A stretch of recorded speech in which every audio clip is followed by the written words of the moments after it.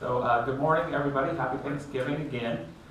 Every year around this time, I create my annual What I'm Not Grateful For list. Anyone else do that?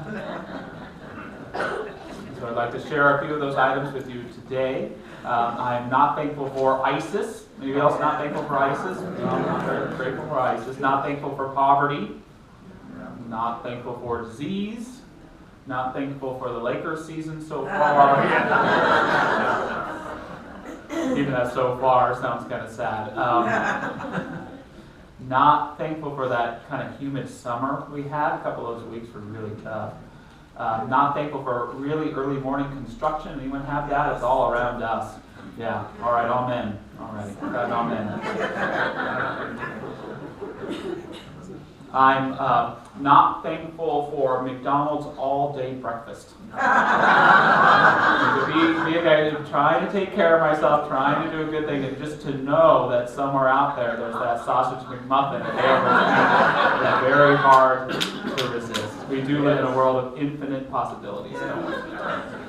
I'm becoming not thankful for what I call the new polytheism, which is a kind of football fanaticism, where, if you don't believe in the Jets, then you can go to hell, that kind of thing, or the Steelers. Everyone's really into their football teams these days. I'm at a bar a couple of weeks ago, and I'm watching the game, and I'm watching a football game, and the person next to me turns around and he says, "Do you like football?" And it kind of had this presence. Well, first of all, I'm watching the football game. It was kind of like a fundamentalist knocking on the door saying, "Do you believe in football?" And so I could only answer him the only way I knew how, which is to say, "Yes, but I don't think I do as much as you do." So I'm glad that people have something to believe in out there, but perhaps we take it a little too seriously at times. I create a not thankful for list for a few different reasons. One, it helps me get it out of my system. The second is it does help me to see that the what I am grateful for list is much longer than what I'm not thankful for list. So that always makes me feel better. And the third is that it can call me to action, because I can look at what I'm not grateful for and I can ask myself, how am I participating in that? Can I be or say something or do something or just pray about something that could maybe change something that I'm not grateful for? And it gets me to the point of the message this morning of gratitude in action, because I think having a gratitude list is a great thing, but sometimes in making that what we're thankful for list, it can make gratitude kind of past tense. We can make a list of things that we have been thankful for, but to me, the purpose of gratitude is to realize that it's an active verb in our life, that it's something that we can cultivate within us and put into action in all that we do. To be fully aware that we have been blessed with the gift of life, and also to know with some know-how about how to live it, or how to apply it, or how to share it, is to recognize that gratitude is perhaps one, if not the most creative power in life, to live from a place of being aware of life's blessing and sharing it with others. Eric Butterworth, the spiritual teacher, said that life is God's gift to you. What you do with your life is your gift to God. And it speaks to the importance that God has made us the way we are. God makes the world, but it's up to us to make our life the way it's going to be. It's up to us collectively to make the world what we're going to make it to be. And it all begins in so many ways with this awareness of gratitude, this consciousness of blessing. St. Hildegard, centuries ago, said, "God has gifted creation with everything that is necessary. Humankind, full of all creative possibilities, is God's work. Humankind is called to co-create. God gave to humankind the talent to create with all the world. Just as the person shall never end until into dust they are transformed and resurrected, just so their works are always visible. The good deeds shall glorify, the bad deeds shall shame." Again, the good deeds shall glorify, the bad deeds shall shame. A little bit of a tongue twister there, actually. She sells seashells. But we can think about that in our life. We've been given this gift of life, and it's so much up to us to use it creatively for love, for gratitude, for service, or to use it destructively for chaos, for disenchantment, for judgment. It's up to us individually and collectively how we use the blessing of life that has been given to us, that we have been blessed with. Not just overall, but moment by moment. For who we are in the end, as Hildegard says, is not who we think we are, but it's how we live. It's the actions we choose to make. It's the difference we make in the lives of those around us. We have so many practitioners of gratitude in this congregation. One of them is a licensed practitioner here at the church. Her name is Janice Guevara. She was here with us at last service. But I love how she chose to put gratitude in action in her life through the simple practice of having a daily gratitude journal. How many people here have a daily gratitude journal, something they write every day? Good for you, Vashti. Oh, Anne behind you does. Not every day, is that? Janice shares, several years ago I heard once again someone talking about the benefits of maintaining a gratitude journal.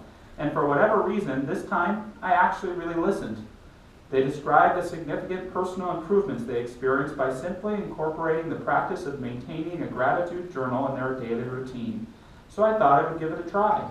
My routine is very simple. Each morning I write 5 things down that I'm grateful for, and the items listed range from really sentimental statements like, I am profoundly grateful for my wonderful husband and for the joyful life that we have built together, to rather simplistic notes like, I'm grateful that I heard that song I like on the radio that I haven't heard on a long while. This sounds a little better coming from Janice. No one sees the journal but me. I don't always use complete sentences, and my entries would likely make little sense to anyone trying to understand what I meant. But I truly knew that the gratitude journal was making a difference when my husband said that he noticed how much happier and relaxed I was since starting the routine. When I started to take the time to notice how many blessings crossed my path each and every day, it was truly overwhelming. Absolutely everywhere I looked, I found something to be grateful for, something that I had not previously paid attention to. I have so very much to be thankful for. I have a challenging, rewarding work life that I love. I have a joyful home life, and I belong to the greatest church ever that I absolutely adore. I live in a vibrant, eclectic, and fully engaged community where people laugh all the time. Everywhere I look, I see people greeting each other with hugs and smiles, and I mean everywhere. The more I notice, the more I notice that there is to notice. Well, tongue twister number 2. And she closes by saying, I have come to fully understand that at the center of my life, experience is my connection with Spirit, and by maintaining a grateful, open heart, that connection is strengthened. And Janice's sharing points out so well to me that gratitude, or living in gratitude, is not something that starts with good things taking place in our lives, but with our own consciousness, that we can only begin to notice what there is to notice if we notice. So we have to cultivate that consciousness that's able to see, accept, embrace, and perhaps most importantly, embody the blessing that is there for us, to live in a consciousness of being blessed and being a blessing. Another congregant here that inspires me, her name is Dr. Kelly Webb. She attends quite a few of our classes, and Kelly was in an automobile accident several years ago that really halted her professional progress in life. It really set her back, and she was really not grateful for it. She had a relationship with a strong brother named Craig in Colorado who convinced her that every night before bed to get on the phone with him and to name 50 things that she was grateful for. A cat's purr, the street lights all being green, leftovers, gas in the car, that I can still pray, faith. Kind of hard to find 50 things, but as Kelly continued to go along, it got easier and easier. It is easy, she tells me, to find 3 or 4 or even 10 gratitudes for a day.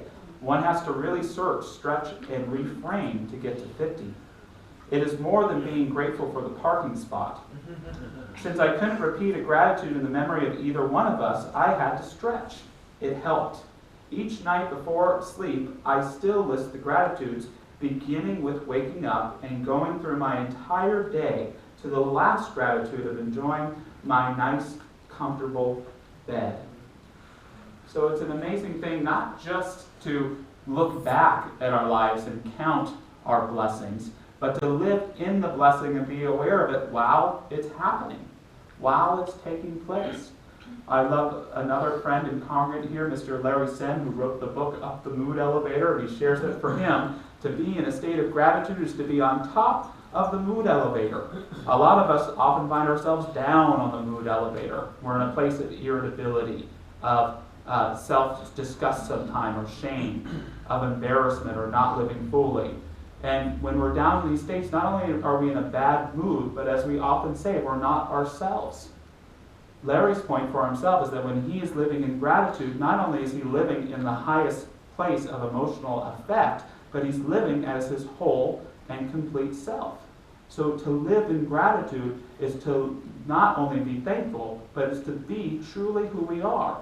And it's truly, in my mind, to live powerfully and creatively when we live in gratitude. In Eastern traditions, it is taught that we don't just have a body, that we have many bodies, or sheaths, as it's sometimes called. We have a meat and bone body. We have a breath body. We have a body of sensation, of pleasure, of I, of self. And then we have a body of wisdom, of rationality, of intellect. And the most important body, it is often taught, is the bliss body. That part of ourselves, we might say, that is in heaven even when we're here on earth. That part of us that is always one and aware of its connection with God, with the sacred, with what is most divine and pure and sacred in life. And I like to call that body the gratitude body. And it's a good question to stop and ask yourself from time to time, if you're engaged in a situation or you're on a trip somewhere or you're talking with someone, to say, which body am I emphasizing right now? Am I just meat and bone right now, trying to get by, trying to get to lunch? Am I listening to someone but really just rationalizing and judging what they're saying and planning what I'm going to say next? Am I just in a place of sensation, thinking, what can I get out of this person right now?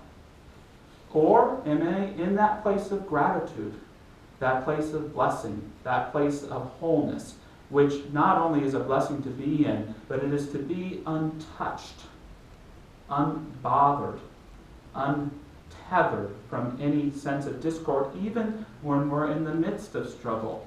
To live in a sense of wholeness in gratitude isn't to deny trials or struggles in our lives, but it's to live in spite of them, one with joy, one with a sense of a sacred power.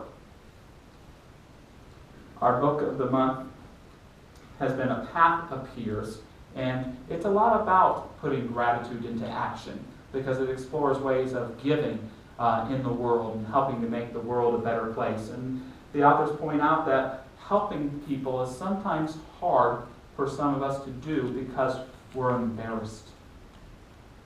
Sometimes the chance to make a difference in unexpected ways and places, most of us encounter people in our daily lives who could use a hand, yet too often we don't reach out.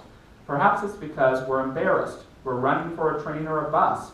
We're grabbing groceries to make dinner. Or we don't know quite what to offer.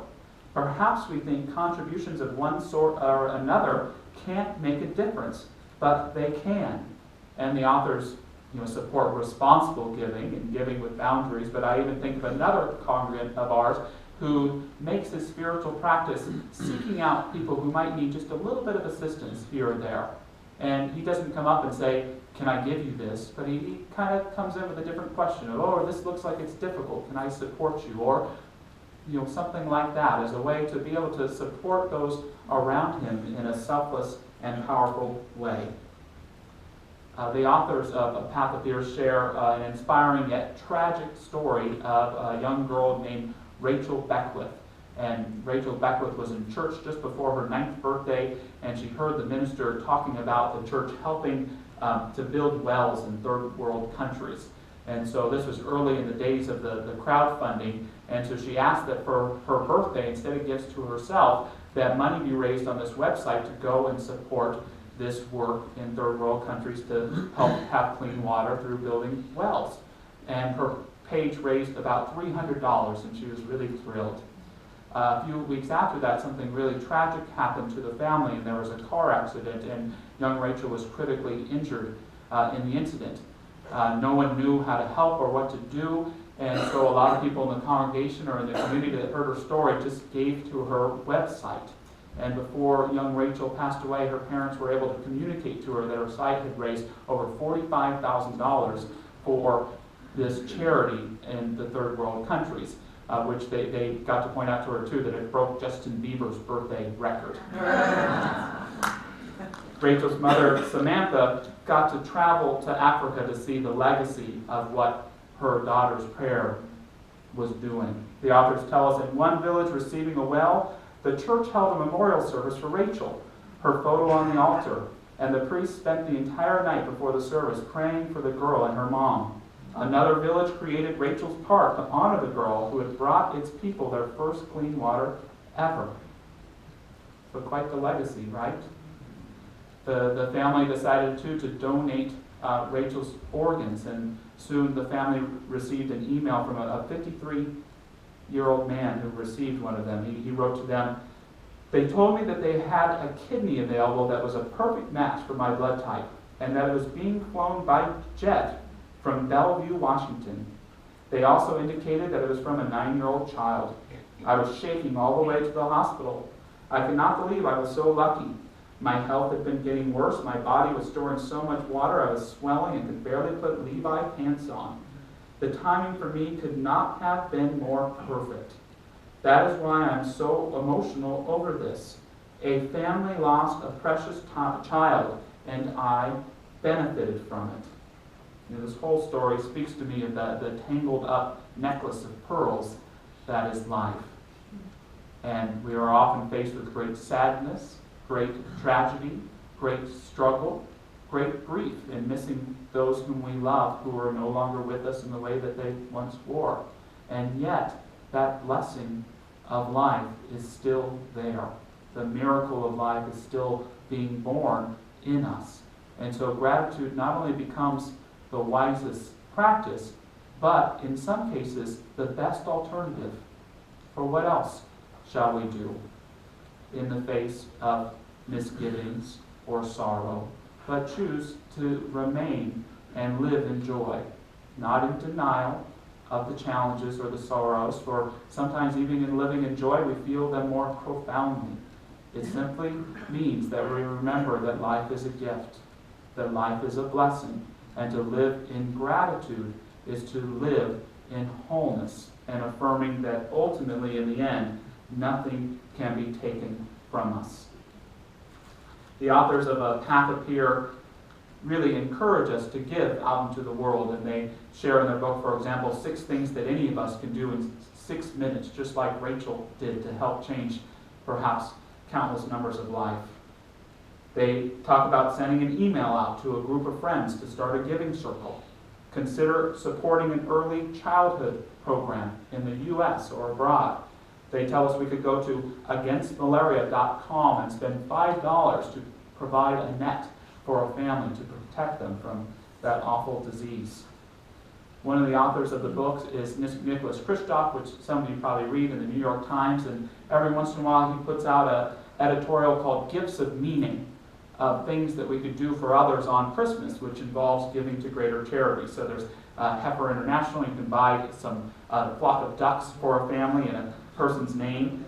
He tells us you can give $74 to care.org and support a year of education for a young woman, adding that the investment in a female's education is probably the greatest investment that any of us could make in this world. He tells us you can go to rescue.org and give to support Syrian refugees. that you can go to transequality.org and give to support the transgender community. The advice I took was to give to apopo.org, which is an organization that you can adopt a rat. So I adopted a rat for young Gavin. Don't tell him, and it's a mind-sniffing rat. So he gets to name the rat and gets a monthly report on what the rat has been doing. These rats also help to discover certain diseases in the world. So we should remember that living in gratitude, being aware of the blessing of life, isn't just a great gift, but it's that great responsibility. We should remember that we don't always have to do things on the other side of the world. There's always right enough to do right in front of us, always to be a presence for the living Spirit. But being aware of the gift of life has meaning, and it has duty attached to it as well. Norman Cousins said that the tragedy of life is not death, but what we let die inside of us while we live. It's important to remember that for many of us, we've had a great sense of blessing in our life. We've had the call to share love in a profound way, to share kindness in a profound way, to convey support in a profound way. But something may have happened. It may have been rejected by someone who couldn't see how clear our intentions were, or rejected because someone didn't love themselves enough to accept it, or something could have just gone haywire that caused us to inhibit that desire, that calling to live in fullness. It takes courage to live in wholeness. It takes courage to live in joy. It takes courage to live in gratitude. Not with any blinders on, but the ability to look life right in the face, knowing sometimes we have no idea what is going on. But if we can be a presence for greater peace, greater calm, for a greater version of ourselves and in humanity to continue to come forward, we can create a greater grace and a greater thanksgiving for us all. So I thank you for your time this morning. Thank you very much. Happy Thanksgiving.